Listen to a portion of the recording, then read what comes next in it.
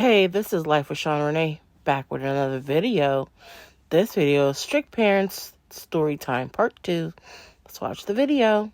When you're too strict as a parent, you raise liars.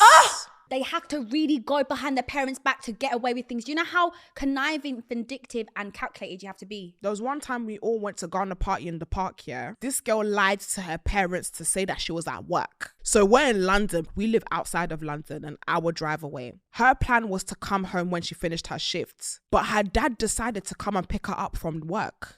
And she's like, nah, dad, don't worry, it's cool. I'm going to take the bus. He's like, no, I'll come and get you. So the dad pulled up to the workplace. And they said, where's my daughter? They said, your daughter didn't have shifts this day, oh. The girl's panicking. We're now running to the train station. She went home and told her parents there was a boy that forced her to come to London and he had been assaulting her. Wait, what? And she was scared. That's why she didn't want to tell her parents. And that the guy was aggressive and... Just say you went to... My mum saw I went to party in the park. The lie. And now they're feeling sorry for her, like, what happened? Who's this boy? Where'd you... That girl lied to Bumble Club. That's crazy. Let's watch the next video.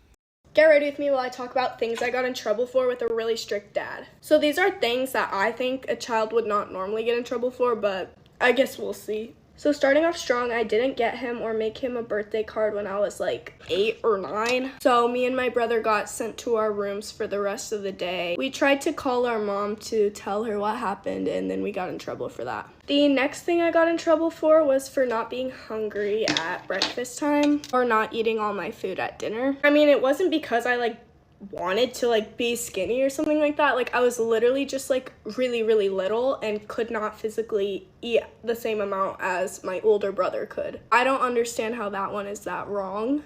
And on that note, one time I had some food left that I just was not hungry at all. I had eaten so much. So then I said I had to go to the bathroom, then I stuffed it all in my mouth, and then I went to the bathroom and spit it out in the toilet. And when I came out, my dad had his ear to the door and he was like, bruh. And then I was sent to my room and I was crying, and then he came in and he was like, you need to apologize to your stepmom for doing that because now she thinks you hate her food. And she was just making that up to make me feel bad, obviously. She could care less. The next thing I got in trouble for was for texting somebody the poop emoji. Yeah, I got in a lot of trouble for that one. The next thing I got in trouble for was for getting car sick and throwing up in the car. And I had to clean it up after. The next thing isn't something I got in trouble for. It's just kind of a weird rule we had that we had to ask before we could have a snack or just eat in general. We had to ask before we could eat. I don't know. I didn't really realize how weird that one is until now. But also it just doesn't make sense because it's you want me to eat all my food, but then when I'm not hungry you're mad at me, but then when I am hungry you're also mad at me. Make it make sense, pal. The next thing I got in trouble for was for bringing clothes that I bought with gift cards that my dad and stepmom gave me to my mom's house. So I wasn't allowed to bring anything from my dad's house to my mom's house, but obviously my mom didn't care, so she let me bring stuff from her house to my dad's house because the next thing is honestly just a weird story that happened, but my old babysitter for some reason told my dad that I wanted to my siblings, my little sibling, but luckily my dad believed me, and yeah. And the last thing I got in trouble for is telling him that I was happier at my mom's house, and that got me kicked out the house. The full story time is pinned on my page. Let me know if you think these are strict rules or not. Yeah, guys, thanks for watching. Some of these rules are just completely just weird and strange. I don't really feel like it was your dad's rules. I think it was just your stepmom's rules. It was weird. Let's watch the next video. Things I wasn't allowed to do growing up because my strict religious parents. Originally I was gonna write out a whole list, but I'm just gonna go with these off the top of my head. I wasn't allowed to drink coffee or any type of energy drink. My dad's reason was because I am a kid and I don't need coffee and I don't need energy drinks. This is for people who work really hard and stay up really late. Mind you, my dad and my mom drink coffee every freaking day, multiple times a day. But I get it, no coffee for kids, no energy drinks, I get it. But literally, my sister had an energy drink and she was holding it. My dad was like, why do you have that? She's 26. One time, my older cousin gifted my sister a big thing of makeup. And my dad was like, why? Why did she give you that? She doesn't need that. My sister was like 13. And his thing was, you shouldn't be wearing makeup until you're 15. Thus, why I never learned anything about makeup. Being the younger sister, I already knew. No jeans or any types of pants to church. We fought so freaking hard to wear pants. But the other kids get to wear pants. You're not like the other kids. But the pastora wears pants. Then I get that if everybody's jumping off the bridge, are you gonna jump too? That's what I would get. We were the only kids to wear skirts. Like, I swear. Even as teenagers, they wanted us to wear skirts. But literally, we fought them tooth and nail. Absolutely, under no circumstances, no secular music. And which is why I grew up not knowing a single thing on the radio. If it didn't mention Jesus and the Gospel John, then we shouldn't be listening to it. So you know what I used to do? I literally used to take my Nintendo DS and I would click on the little record button because there's a little record thing that would record for like 30 seconds and I would record music on YouTube. And that's how I would listen to music. And it was always very chill music because if my dad ever found that and decided to look through my DS, I was done. So I was never listening to what my friends were listening to. I was just always behind. We weren't allowed to watch anything with witchcraft, so that meant no Harry Potter, no Disney movies that were way too magical, no Wizards of Waverly Place, oh my god.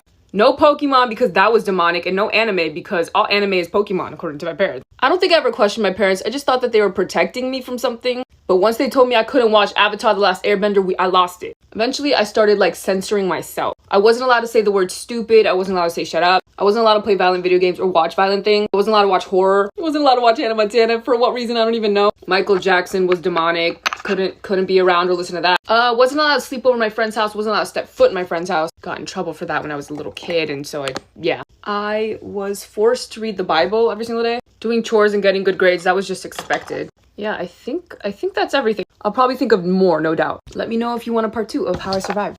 Bye.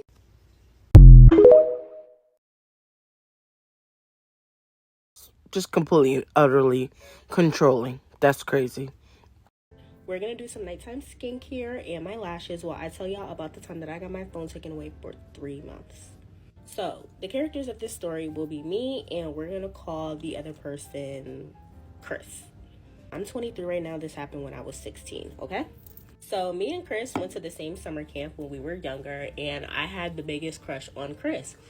And when high school came around, I ended up applying for the high school that Chris so happened to go to. Chris had a girlfriend at the time, so I really wasn't paying him no mind, but we was still cool. We was friends, like, hey, we went to summer camp together, kiki kaka.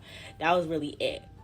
Until my sophomore year of high school. Him and his girlfriend ended up breaking up my sophomore year, and me and him were in the same art, because I went to an art school, and he had a play coming up, so he ended up FaceTiming me to like help him go over his lines and stuff like that, and we would do that like every night, and that's how we started getting close. I really don't remember how he ended up getting my number. So it's getting to the point where like we're really serious. That's might as well be my boyfriend. He just ain't asked me out yet, like calling each other the love of my life, baby, this, that, and the third. Around my birthday in January, I had went to New Jersey to go visit some of my family that lived out there, and I was talking to my cousin about Chris, and I was like, yeah, I started talking to Chris, whatever. My parents don't know about him. Now, here's an important part of this story.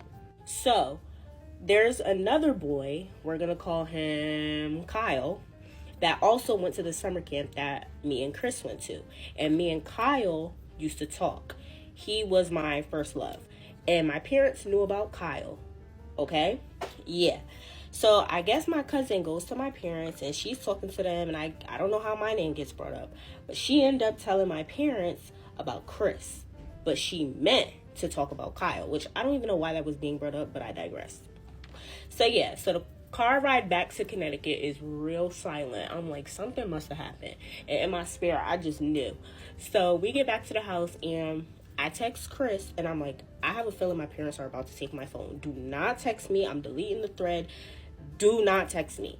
In that very moment, I hear my dad downstairs talking about, Alana, bring me your phone. So I'm like, I heard you talking to an 18-year-old, like, what's T? They didn't say it was T, but, you know, they basically should have just said what's T. So I'm like, I don't know what y'all talking about. Like, I'm not talking to nobody. So he's like, okay, interesting. So he's going through my phone, swiping. And I get a notification, and it's a red heart. And it's from Chris. So my dad is like, oh, this must be Chris. So he calls him. My dad is like, hello, do you know who this is? And Chris is like, no, who is this? And he's like, this is Alana's father. And Chris is like, oh, it's nice to meet you. And my dad's like, no, it's actually not. My dad was like, I heard you talking to my daughter, and I just want to let you know that y'all not talking no more. Bro, this is mad embarrassing. The whole school is about to find out about this. My dad was like, you're not getting your phone back, and we're changing your number.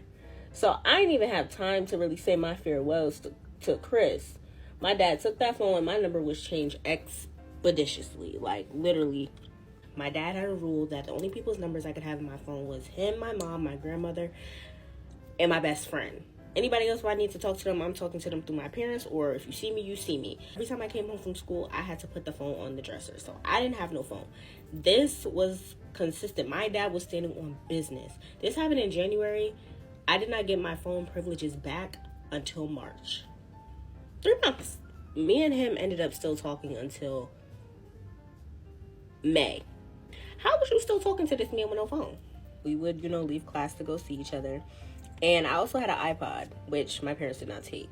So I think it was called like Google something. Use Google Chats and Snapchat. And that was literally how we communicated. And at the time, he was living with his best friend. So I would call his friend's computer, and we used to FaceTime off of that. And shout out to his best friend, because that's really a real one. Like, bro, your girl got her phone taken away. Yeah, you could use my laptop. And then I got tired of it, and I was like, honestly, this is just too much. We can't keep doing this no more. But yeah, that's the story about how I got my phone taken away for 3 months. And what's crazy is, on top of that, he tried to ask me to prom, and I'm like, boy, all right, like now you doing too much. My parents don't even want me talking to you, and you think that I'm finna go to prom with you? Like, I'm sneaky, but I ain't that sneaky that I could figure out a way to go to prom with you without my parents finding out. Like, what? Like, you doing too much now. I did used to say that I was at an after-school program, though, would be sitting at his basketball practice so I could spend time with him. But, yeah. This is why I don't want a daughter. What does having a daughter have to do with strict parents? You're the one that gets to make the rules of how you raise your child.